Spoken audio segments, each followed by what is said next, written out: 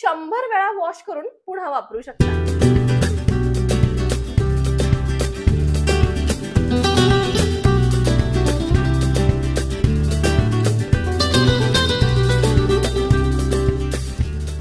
मैत्रिणींनो, मला कधी कधी असं वाटतं आपण उगाच वायफळ बडबड करतो, प्रत्यक्षात काहीच करत नाही। जसं की हे अनहेल्दी आहे, ते अनहायजेनिक आहे, हे आपल्या किचन साठी चांगलं नाहीये किंवा हे पर्यावरणासाठी चांगलं नाहीये, या गोष्टी अवॉइड केल्या पाहिजेत, प्लास्टिक नाही वापरलं पाहिजे, नायलॉन नाही वापरलं पाहिजे, नॉनस्टिक नाही वापरलं पाहिजे, हे सगळं आपण बडबड करत असतो। पण प्रत्यक्षात काय करतो? आपणही कुठेतरी बदलायला हवं, नाही का? सुरुवात आपल्यापासूनच करायला हवी, बाकीचे जण आपोआप सुरुवात करतील। आणि या सगळ्या गोष्टी एका स्मार्ट होम मेकरने करायलाच हव्यात। बरं, मग काय बदल करायला हवेत बघूयात आपण व्हिडिओमध्ये।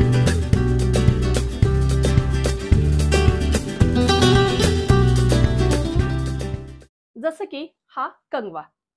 आता जवळपास 90% घरांमध्ये असा प्लास्टिकचा कंगवा वापरला जातो, पण हे जे प्लास्टिक आहे ते नॉन डिग्रेडेबल आहे। या प्लास्टिकचा आपल्या केसांवर किंवा स्काल्पवर परिणाम होत असेलही, पण तो न दिसून येण्यासारखा आहे, त्यामुळे आपण कंटिन्युअसली असे कंगवे वापरतो। पण केसांवर किंवा स्काल्पवर जरी लगेच परिणाम झालेला दिसून येत नसला तरी पर्यावरणावर मात्र याचा परिणाम होतोच। असं हे प्लास्टिक डिग्रेड होण्यासाठी लाखो वर्ष जातात। त्यामुळे आपण आता अशा या प्लास्टिक कोंबऐवजी हा वुडन कोंब वापरायला सुरुवात करायला हवी। लाकडी कंगव्यामुळे केसांना किंवा स्काल्पला आराम मिळतो, केसांचा गुंता लवकर सुटतो आणि केसांना नैसर्गिक चमक येते, इन्फेक्शनचाही धोका राहत नाही। हा लाकडी कंगवा जास्त टोकदार नसतो, त्यामुळे रक्ताभिसरण सुद्धा सुधारते। ऑनलाईन मला हा कंगवा 100 रुपयाला मिळाला, पण तुम्ही जर लोकल मार्केटमध्ये गेलात तर अगदी निम्म्या किमतीला देखील हा मिळेल। एवढे सगळे फायदे असतील तर मग काय, तुम्ही असा लाकडी कंगवा वापरायला कधीपासून सुरुवात करताय? मला जरूर कमेंट करा। रोजची भांडी घासण्यासाठी तुम्ही कोणती घासणी वापरता? अशी ही स्पॉन्जची का अशी ही हिरवी घासणी की तारेची घासणी? खरं तर सगळ्याच पर्यावरणासाठी आणि हायजिनिकली घातक आहेत। मग या सगळ्याऐवजी अशी एखादी इको फ्रेंडली घासणी वापरली तर?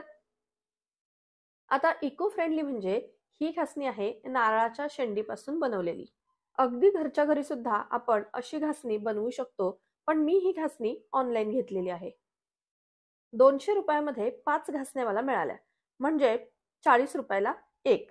इतर घासण्यांपेक्षा ही घासणी थोडी स्वस्तच आहे। भांडी देखील अगदी उत्तम निघतात।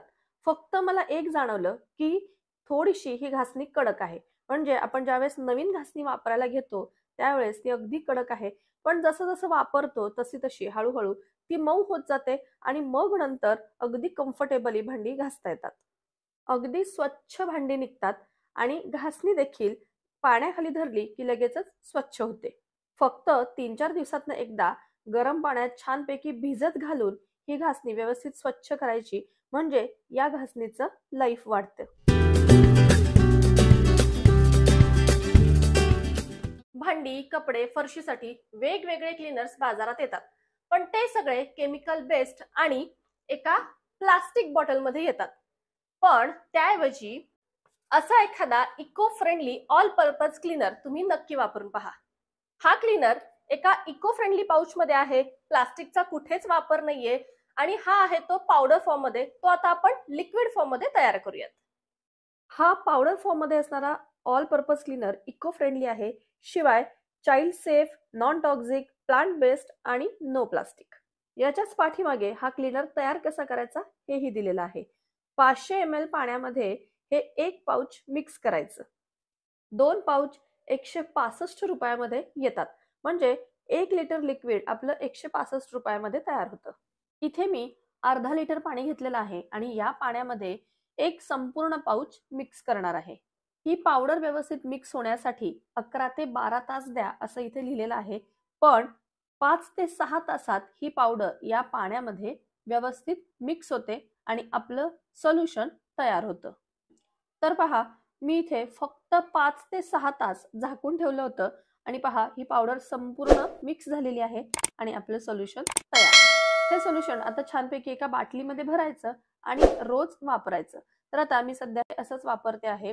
तर पहा, माझा किचन ओटा खराब झालेला आहे, तो आता मला स्वच्छ करायचा आहे. तर चमच्याने मी थोडं थोडं सोल्युशन असं टाकलेलं आहे आणि आता हा गॅस आणि ओटा व्यवस्थित घासून घेते.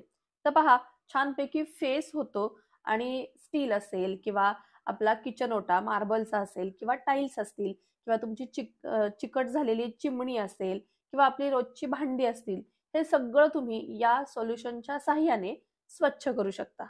बरं, एवढंच नाही तर हा क्लीनर ऑल पर्पज आहे. म्हणजे तुम्ही फरशी पुसण्यासाठी सुद्धा हे सोल्युशन वापरू शकता.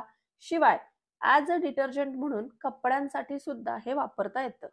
पहा, दरवेळेस आपण बाजारातून क्लीनर्स विकत आणतो, त्याबरोबर केमिकल्स तर आणतोच, शिवाय प्लास्टिक सुद्धा आपल्या घरामध्ये येत असतं. पण हा इको फ्रेंडली क्लीनर एका इको फ्रेंडली पाउच मध्येच येतो आणि या क्लीनर मध्ये कसलेही हार्मफुल केमिकल्स नाहीत.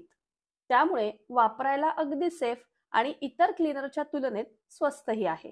तर पहा, माझा किचन ओटा तर छान चमकायला लागला. किचन टॉवेल्स तर प्रत्येक किचन मध्ये वापरले जातात. काही टॉवेल्स हे रियुजेबल असतात तर काही डिस्पोजेबल. पण जे रियुजेबल असतात ते टॉवेल्स आपण ऍटलीस्ट 5 ते 6 वेळा वॉश करून वापरू शकतो. पण आज मी तुमच्याबरोबर असे किचन टॉवेल्स शेअर करणार आहे जे तुम्ही 100 वेळा वॉश करून पुन्हा वापरू शकता. आय एम इकोचे हे रियुजेबल टॉवेल्स बांबू पासून बनवलेले आहेत. यावरच दिलेलं आहे पहा, एक टॉवेल 100 वेळा वॉश करू शकतो आणि 20 टॉवेल्स आहेत, म्हणजेच हे टॉवेल्स आपण 2000 वेळा वापरू शकतो. Kitchen, bathroom, window cleaning, furniture cleaning, glass cleaning, अगदी सगळीकडे आपण हे टॉवेल वापरू शकतो. तर पहा, या अशा व्हाईट शीट्स आहेत याच्या आतमध्ये आणि एक एक जी शीट आहे ती खूप मोठी आहे. म्हणजे एका वेळेला एक हा किचन टॉवेल किंवा ही एक शीट पुरेसी होते. खूप जाड आहे आणि मला तरी असा कापडासारखाच फील येतोय. म्हणजे कापडी किचन टॉवेल आपण जसा वापरतो ना, त्याप्रमाणेच हा आहे. चटकन पाणी देखील ऍब्झॉर्ब केलं जातं, त्यामुळे अगदी झटपट आपलं क्लिनिंग होतं. सॉफ्ट आहे, त्यामुळे अगदी कोणत्याही सरफेसवर वापरता येतो. सध्या तरी मी माझ्या किचनमध्ये हा बांबू टॉवेल रेग्युलरली वापरते आहे आणि माझा एक्सपिरियन्स तरी चांगला आहे. क्लिनिंग नंतर नुसत्या पाण्याने किंवा अगदी थोडंसं डिटर्जंट टाकून जरी वॉश केला ना, तरी व्यवस्थित वॉश होतो.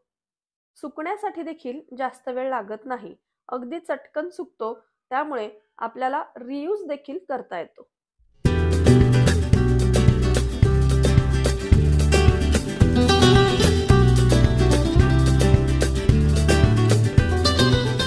रोज आपण ब्रश करण्यासाठी वापरतो तो असा हा प्लास्टिकचा ब्रश. विचार करा, आपण हा ब्रश दर 3 ते 6 महिन्याला चेंज करतो. आता आपला जर भारताचाच विचार केला तर 144 कोटी आपली लोकसंख्या आहे आणि जर 3 ते 6 महिन्यांनी आपण जर ब्रश चेंज करत असू तर विचार करा, 144 कोटी ब्रश हे डस्टबिन मध्ये जातात. आणि हे जे ब्रश आहेत ते नॉन बायोडिग्रेडेबल आहेत किंवा हे डिग्रेड होण्यासाठी खूप वेळ लागतो. मग त्याऐवजी आपण अशा या बांबू ब्रशवरती शिफ्ट करायला हवं. हे इको फ्रेंडली नीम ऑइल ट्रीटेड बांबू ब्रश आहेत. प्लास्टिक ब्रशपेक्षा हे ब्रश कधीही चांगले, पण जर तुम्ही ते व्यवस्थित स्वच्छ ठेवलेत तर. कारण पहा, लाकडाचे आहेत आणि रोज हे ब्रश पाण्याच्या कॉन्टॅक्टमध्ये येणार. त्यामुळे तुम्ही जर व्यवस्थित स्वच्छ नाही ठेवले, व्यवस्थित ते जर ड्राय नाहीत केले तर यावर फंगस येऊ शकतो. त्यामुळे असे ब्रश वापरताना ते स्वच्छ करून व्यवस्थित ड्राय करणं महत्त्वाचं, तरच त्याची लाईफ वाढेल. तुम्ही व्यवस्थित ऑनलाईन अशा ब्रशचे रिव्ह्यू पहा आणि एखादा चांगला ब्रश निवडा आणि प्लास्टिक वरून अशा ब्रशकडे जरूर शिफ्ट करा. तर मैत्रिणींनो, हे सगळे असे बदल आपल्याला तर स्मार्ट बनवतीलच, त्याचबरोबर आपल्या घराला सुद्धा स्मार्ट बनवतील आणि आपलं घर हळूहळू पर्यावरण पूरक होण्यासाठी अजिबात वेळ लागणार नाही. सुरुवात तर कुणीतरी करायलाच हवी आणि ती आपल्यापासूनच, नाही का? तर मग आजचा व्हिडिओ तुम्हाला आवडला का? आवडला असेल तर लाईक शेअर करा आणि चॅनलवर नवीन असाल तर सबस्क्राईब देखील करा. आता आपण भेटू पुन्हा एकदा अशाच नवीनशा व्हिडिओमध्ये. तोपर्यंत बाय बाय.